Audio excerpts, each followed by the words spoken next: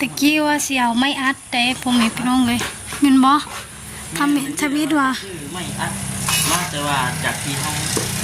คิดไรบวกคนเหมือนกันยันมันงบเขาเลยเราเขาคือโบราณชีอัดแต่ทั้งรูปนี่เนาะแล้วก็กินเป็นอันคนบอกเชื่อเขาสั่งมาแต่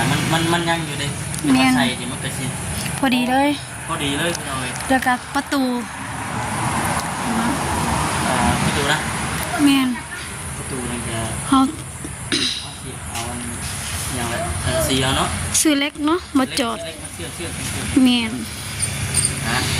เลยเอาบล็อกมาก็เอาบล็อกจะลอยปลายก่อน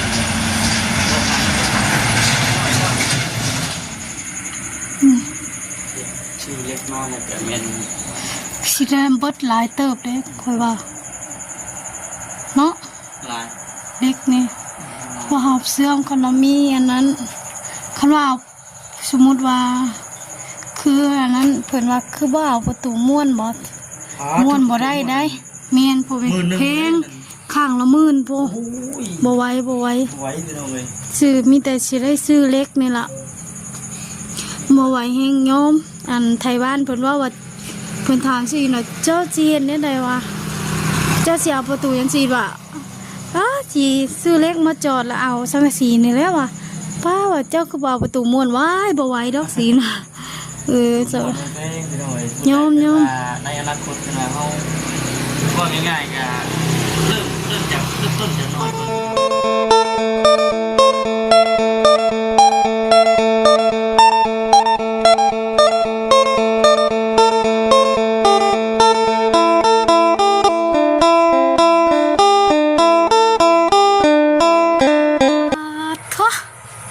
เฮ็ดอีหยังงั้นน่ะ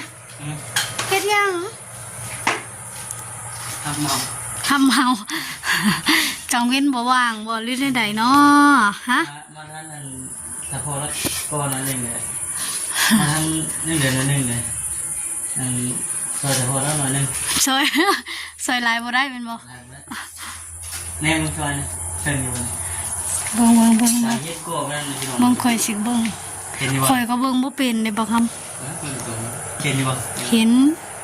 สบายดีนะพี่น้องเด้อสบายดีซีกันเบิดสุขทุกพี่น้องเลยเนาะพบกันต่อช่วงค่ำจะมาแต่นอกมาแต่เรื่องเราไม่รู้เลยพี่น้องเลยเนาะการเรียนดีของเราก็เนี่ยกลางนะก่อนประคุณบัวคำปอมันนี่เลย1 ก้อน 2 ก้อน 3 ก้อน 4 ก้อน 5 ก้อน 6 ก้อนก็เลยเอาฉันถ้าพอเห็นถ้าพอแล้วนั่งเท่าไหร่เลยจับเกียงมาโกต่างที่โกไปพบนะพี่น้องเลยเนาะหากกาอันนี้นะสีอัดเลยอัดผลิตเตียงนี่เลยพี่น้องเนี่ยอัดผลิตเตียงนี่ทำมันยังเททานอยู่เช้านี่ทำมือเช็ดโกอยู่ตะกี้ว่าเสียวไม่อัดแต่ผมไม่พี่น้องเลยเงินบ่ทวิตว่าไม่อัดมาแต่ว่าจากที่ห้องคิดไรบวกคนเหมือนกันยันมันงบเขาเลยเราเขาคือโบราณชีอัดแต่ทั้งรูปนี่เนาะแล้วก็กินเป็นอันคนบอกเชื่อเขาสั่งมาแต่มันยังอยู่เลยมาใส่ที่มันกระชินพอดีเลยพี่น้องเลยแล้วก็ประตูนะแม่นประตูนั่นก็เขาเอาอย่างไรสีเอาเนาะซื้อเล็กเนาะมาจอดแม่นเลยเอาบล็อกมาก็เอาบล็อกจะลอยปลายก่อน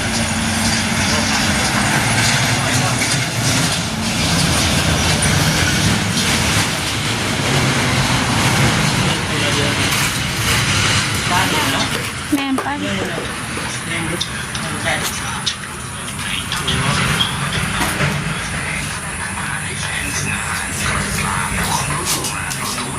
ตอนนี้เนี่ย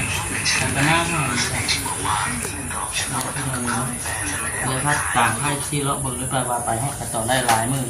พอคำไม่ได้อัปเดตให้กับพี่ซีได้เบิ่งแล้วกันนะแต่ก็ไม่ได้อัปเดตให้กับทางผู้รับเนี่ยเป็นเบิ่ง แต่ว่าทางรถเนี่ยกูจะไปช่วยทางบางคำถ่ายรูปชมกับเป็นเบอร์ยืมพี่น้องไปได้ว่าเป็นจังไดฮอดใช้เรื่องการที่ฮอดตอนใดนะอัปเดตไปเรื่อยๆนะพี่น้องถือว่าครั้งนี้นะทั้งอันกระเพาะเราแล้วก็ทั้งระบาแล้วก็คุ้งขึ้นที่สำเร็จเรียบร้อยแล้วมีแต่ครั้งนี้พี่น้อง ขังนั้นน่าสิเป็นมื่น ครั้งนี้นะจะเป็นมือ เพราะว่าเทข้านให้มันแห้งเดียว มืออื่นนี่บางครั้งคิดว่าเซ็นไว้แล้ว แล้วบ่ แล้วทาง เกี่ยมเลย แม่นๆอ่ะประมาณยังวะพวกมันก็เลยอัปเดตให้กับวิชีได้เบิ่งสดทุกคำเลยเนาะ มังกองก็ได้พ่อแม่พี่น้องไปอันนี้สิเป็นประตูฮะใส่บานประตูเนาะพ่อแม่พี่น้องไงนี่ บานประตูบานหนึง ใส่บานหนึงเป็นประตูเข้าประตูออกทางนั้นก็สิเป็นประตูแต่ย่านด้วยตาเจ้าเนาะ ตาแดงวะ แม่น อันนี้ก็บดีเขาจังไว้หลังเนาะ แม่น อัน แม่ นี้ น ซีกันก่อนเพื่อนนี่ก็ยังมาทำได้ยิน เท เราพี่น้อง ก่อแล้วก่อแล้ว เขา ก่อแล้วแล้วก็สิเทแล้วก็สิโบกนี่ปูนบอก หมูว่าถ้าพอเราบ่เคยโบกได้โบก แม่แล้วพี่น้อง เจ้าว่าเฮาสิได้จ้างคนมาโบกต่างหากอีก เรื่องบุกนี่จะพอเราว่า บ่เป็น ยังบนในนอนปานใด แต่ว่าสิเฮียน แต่ว่าก็สิลองเก็ดลองเบิ่ง แม่น อ่า อันนี้เราทุบออกเลยบ่ อ๋อขึ้นบ่ทุบนี่มันติดบ่ได้เด้อสิเด้อ บ่ ต้องทุบเด้ขึ้นว่าบ่ทุบนี่แม่นอันนี้บล็อกนี่มันสิบ่ติดเพราะมันเป็นลื่นเลยมันเป็น นี่ ลื่น ก่อยพี่น้องเสียดายเด้นี่แล้วใส่อันนี้ดิ แล้วมันบาดมือเด้อ นี่จะได้ทุบออก ก็เลยเป็นช่วงวันนี้อันนี้เฮาสิหาไม้อัดมาเฮ็ด ไม่อัดหั่นล่ะ อัดแผ่นหนึงสอง แม่น แผ่นอันนั้นพี่น้องสมมุติว่าตะกี้ แต่ว่าต้องซื้อมาเผื่อรถเพราะสิเฮ็ดสั้นคันว่า ใส่บางของ เฮ็ดห้านเฮ็ดหยังแล้วว่าบ่ได้น้องพ่อแม่พี่น้องซื้อมาเอาไม้เฮ็ดเป็นสั้นวางคอ เบิ่งนะมันตกนี่หาแผ่นไม่อัดพี่น้องเอ้ยเดี๋ยวสิซื้อมาเป็นปองอุ้ยปองหนึงเฉพาะปองหนึงนะหาครั้งนั้นก็หาพอดีเป็น10นะก็เลยพอแต่ว่าตีอย่างเฮาก็บ่ทันได้ฮู้ ราคา ราคามันเท่าใดก็กะเบิ่งดาวๆเบิ่งนี่คือสิเติบหนึงอยู่ เป็นล้านปุจัง ไม่อัดนะ ล้านปลายปุจัง ก็เลยเห็นบล็อกตามที่ว่าเฮามันทางมาแล้วมันยังหลายอยู่แล้วก็ก็กันเลยว่าซั่นพี่น้องเนาะเพราะว่าถ้าว่าเอาซื้อมาแล้วมันสิมีไม่เส้น แม่ เส้ น นนี่เฉพาะไม่เส้นนี่เท่าไรเบิ่งก็ประมาณ5ตัวไม่เส้น โตละแสนแล้ว ตัว เนาะ ละแสนอันนั้นพี่น้องเนาะก็เลยบ่เป็นหยังว่าซั่นปูนก็มีแล้วบล็อกก็มีแล้วก็เลยก่อเอาว่าซั่นอันนั้นพี่น้องเนาะส่วนทางนี้นะมื้ออื่นน่าสิได้เกาะมื้ออื่นน่าสิได้เคาะนะพี่น้อง ส่วนตัวนี้เฮาอันนี้ได้สาเราต้องได้ซื้อกีบมันมาใส่เด้อบ่ กี่เนี้ย ประตูเฮานี่แล้วปองเยี่ยมกับประตู อ๋อตัวอันบานมันนั่นบ่ เจ้าว่าเท่าไหร่เจ้าว่า บานมันนี่ก็สิอยู่ใน อันหนึง2,500ปู่ หนึ่งอยู่ใน2.5เลยเป็นว่าซื้อนะวันนี้นะกำลังดำเนินไปในขั้นตอนการโกเด้อพี่น้องเด้อเนาะการทำคำมาเมื่อแน่จะถือโอกาสนี้แหละอัปเดตให้กับวิซีได้เบิ่งในช่วงนู้นกันถึงว่ามันสีโบแจ้งหูแจ้งตาสว่างบ่ได้ก็บอกอย่างเราพี่น้องเลยเนาะเราเบิ่งมารยาทไปพ่อมันนะ บรรยากาศก็ถือว่าอบอ้าวแห้งขนาดเนาะ ฮ้อนยัง ห้อนบ่เป็นได้เป็นงานมันเป็นยังไงบ่ พอทุกอย่าว่าถึงความเมื่อยบ่คำเมื่อย นี่คือเราเคยเชื่อว่าประตูนี่ก็เขา มีประตูเฮา ชื่อเล็กมากเลยแต่เมน สิได้เบิดหลายเติบเด้ค่อยว่าเนาะ ลาย เด็กนี่ว่าหอบเสื่อมคันว่ามีอันนั้นคันว่าเอาสมมุติว่า คืออันนั้นเพิ่นว่าคือบ่เอาประตูม้วนบ่ม้วนบ่ได้แม่นพอเป็นเพลงข้างละหมื่นพอบ่ไหว ไว้พี่น้องเลย ซื้อมีแต่สิได้ซื้อเล็กนี่ล่ะบ่ไหวแฮงยอม อันไทยบ้านเพิ่นว่าเพิ่นถามสิเนาะเจ้าสิเฮ็ดได้ใดวะเจ้าสิเอาประตูจังซี่ว่าสิซื้อเล็กมาจอดแล้วเอาสังกะสีนี่แหละว่ะป้าว่าเจ้าคือบ่เอาประตูม้วนไว้บ่ไหวดอกสินะจ้ะโยมในอนาคตนะเฮาก็ง่ายๆก็เริ่มจากต้นจากหน่อยก่อนพี่น้องเนาะแม่นเริ่มต้นจากหน่อยดิบ่ไหวบ่กล้าวแท้สินมีเงินก็จักสิใช้หรือบ่เสียดายได้บ่คำอันนี้ก็คันว่ามันเพลงผู้รักผู้ใหญ่เพิ่นซอยเนาะพี่น้องเนาะขอเลยกะยานบ่ได้สำนี้ซ้ำได้สำนี้ใช่มั้ยจ๊ะแม่นก็ง่ายๆก็ยังบ่เห็นสุดเลยนะเนาะเสามันได้แต่เสากันสิได้พ่อแม่พี่น้องเอ้ยนี่ก็ถือว่าโชคดีพี่น้องเนาะที่ว่ามีทางผู้รักผู้ใหญ่เพิ่นเงินมือเข้ามาซอย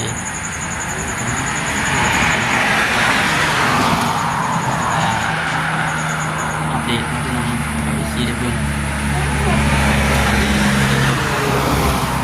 จุดหมายของท่านคือว่ากอของนี้แล้วให้เราเทคานหมดเฉพาะว่าคำใช่ไหมอย่างคือเทคานเทพื้นนะพี่น้องขอให้เนาะมาพิเทพื้นแล้วก็เป็นเทประตูนี่ต้องโบกก่อนโบกในโบกเผาสาบก่อนต้องสาบก่อนสาบเป็นอะไรอะไรเตะมีงบดิเป็นเราเขาไม่งบเป็นอย่างจ้างที่หลังไปดิอันนี้เขาเน้นเฉพาะเดี๋ยวนี้แล้วประตู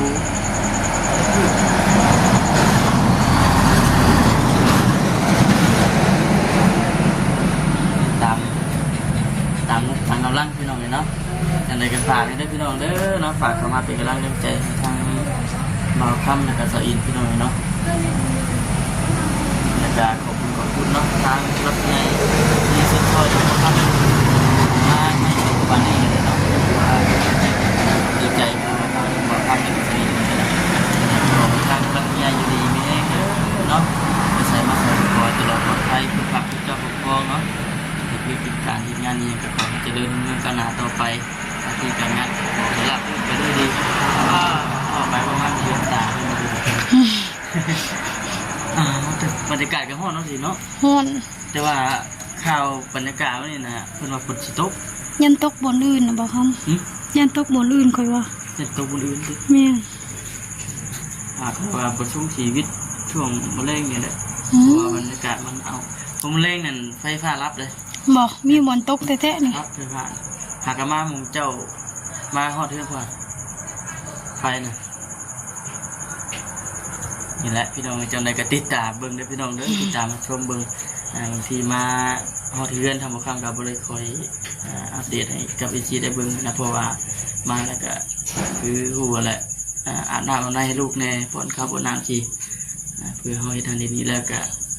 มืดกลางก่อนแม่นสินก็มาฮอดเฮือนก็6 โมงเพิ่นมาฮอดก็พอดีได้6 โมงกว่า6 โมงครึ่งฮอดเฮือนก็ได้มีหยังปูนะ6 โมงครึ่ง6 โมงครึ่งแม่นเลิกงานเนาะ5 โมงแม่นเลิกงานเพื่อมาเด้เพื่อเล่นรถมาเฮือนก็เพื่อ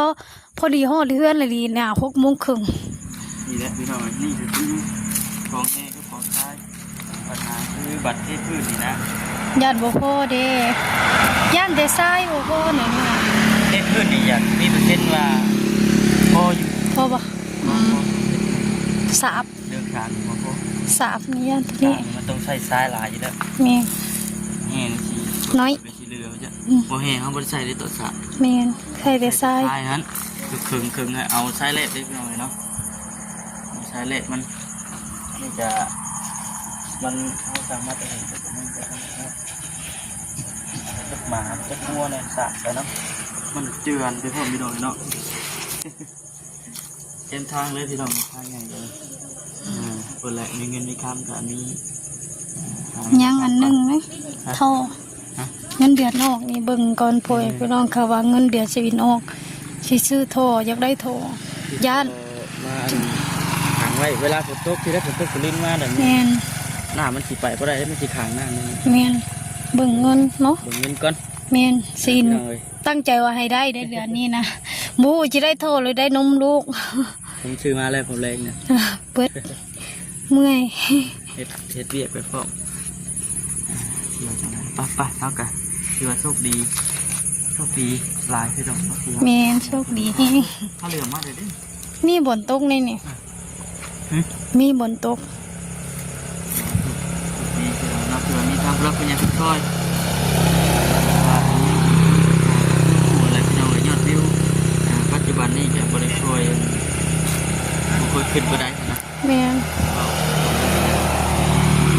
บืนว้าวขี้ไล่บืนให้ได้กดแต่ละเดือนทั้งยากได้นี่ แล้วก็ฮิตไปมาพ่อแม่พี่น้องเลย เนาะกันเลยมีแต่อาศัยทางพ่อแม่พี่น้องที่นะเข้ามาเป็นกำลังใจเข้ามาเบิ่งมาชมให้ในเด้อพี่น้องเด้อเนาะเข้ามาเบิ่งมาชมแล้วก็จะพากดข้ามโฆษณาของบ่าวคำไปเด้อพี่น้องเลยเนาะพอได้ค่าน้ำหมวกน้ำมันในค่าน้ำลูกใน เมื่อนี้ก็เดินทางมาแต่พูนพี่น้องเลยบ้านพูดสว่างบ้านของสาแก้วเพื่อนมื้ออื่นนี่โอ้มื้ออื่นนี่ค่อยแล้วมื้อยังบ่ได้ไปแต่เช้าอยู่เนาะมื้อนี่สิได้ไปขึ้นเฮือนสาวดำเพิ่นมาบอกได้ทางบ่จิตแหละให้บ่จิตเราบอกทางบ่ครับว่าเพิ่นมาบ่ฮอดเพิ่นบ่จุเพิ่นบ่ฮู้เฮือน โดย ประมาณนั้น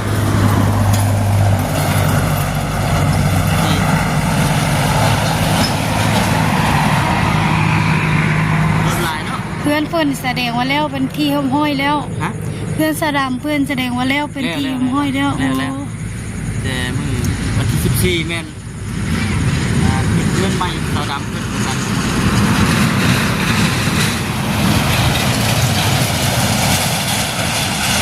อันน่ะ ดีนะเพื่อนนั่นแหละพี่น้องเนาะ ข่อยสิว่าเพื่อนให้เจ้าพัง ฮะ ตอนมานั่นตอนมารถคนขับรถข่อยเราลืมจอดแม่นบ่จอดส่งคนแล้วแบบนี้รถใหญ่ไปสิมันมาตำหลังรถใหญ่มันตำหลังแหละมันคิดว่ารถชุค่อยขี่แล่นทางตรงแม่นบ่มันก็แล่นมาทางตรงบัดแล้วเราเบรกแบบกระทันหันเลยแล้วลืมจอดส่งคนแม่นบ่ป้าอย่างน้อยหนึงบ่ข้ามใจคนจนวิวคันมีรถทางหน้ามาอีกแล้วก็แหกเจิดไปพูดมีคันสมมุติว่ามีรถทางหน้าไปทางนั่นน่ะตายข่อยน่ะบ่มือฮอดเฮือนซ้ำ โอ้ยจะเหมือนชาติเนาะพี่น้องเนาะ ส่งเทื่อเลยขี่รถเล่านี่ป้าหมองบ้านอาจารย์นี่ใจจนเต้นหน้าวัดเลยเถ่า ผู้ขับรถเป็นยังไงผู้ขับรถเป็นผู้ขับรถ คอยรู้ย่านบุบโชคดีแต่ว่า ผู้ว่ารถมาทางหลังใช่ป่ะ เพิ่นก็ฮู้แต่ว่าแบบว่าเพิ่นก็เล่นทั้งตรง แต่ทางตรงแต่ผู้ว่ารถทางหน้ามี บ่มีเจ้าบ่เข้าใจบ่แบบว่าเล่นคือเฮือนข่อยไปนี่แล้วบ่ลืมแช่ส่งข่อยแล้วก็เล่นซื้อเลย กายบ้านเคินเลย แล้วเล่นแล้วก็แบบชุข่อยก็เคาะ ล้างไปเนี่ย แล้วเกือบสิกายแล้วก็เบรกบาดเดียวเลยไปสิได้เลยรถทั้งหลังมันบ่ฮู้ว่าเฮาสิเบรก จอดน้องไว้ มันก็เล่นทั้งตรงไปสิได้บ่คำแล้วแบบนี้เราก็มาใกล้เติบแล้วก็เฮกหัวรถแล้วจนป้าว่าคันมีรถทั้งหน้าคือไปซั่นน่ะแอะแหะเลยขอยบอกว่า เนี่ยเราขับรถจากยานาเบิ่งก้อนมาส่งคนก็ลืมหมดเราลืมหมด มีนแบบเราลืมหมดลืมได้หลายเฮาก็บ่ฮู้คือแบบข่อยก็สั่นเลยแบบว่าตายว่ะสองเทื่อในรถเล่าว่ะเทื่อทมิกะอยู่เซโนเลยได้นี่ตอนคามาไปสิแหละล่าแบบว่ากระทันหันเลยอ่ะข่อยเลยโอ้ยว่าไปแต่ละมื้อนี่เนาะวะ เป็นพี่น้องเนาะงานบ้านนี่มันจะของกับโมเมนต์ว่าบ่มีความเสี่ยงพี่น้อง แม่น มีความเสี่ยงอยู่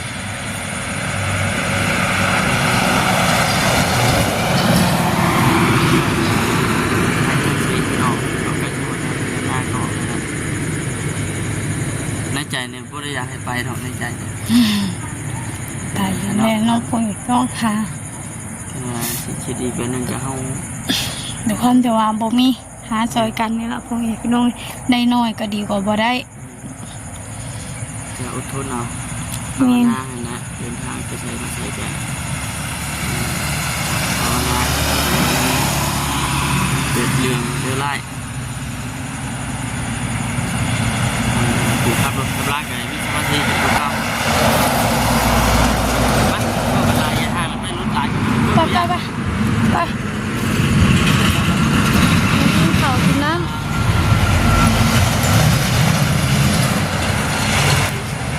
กินข้าว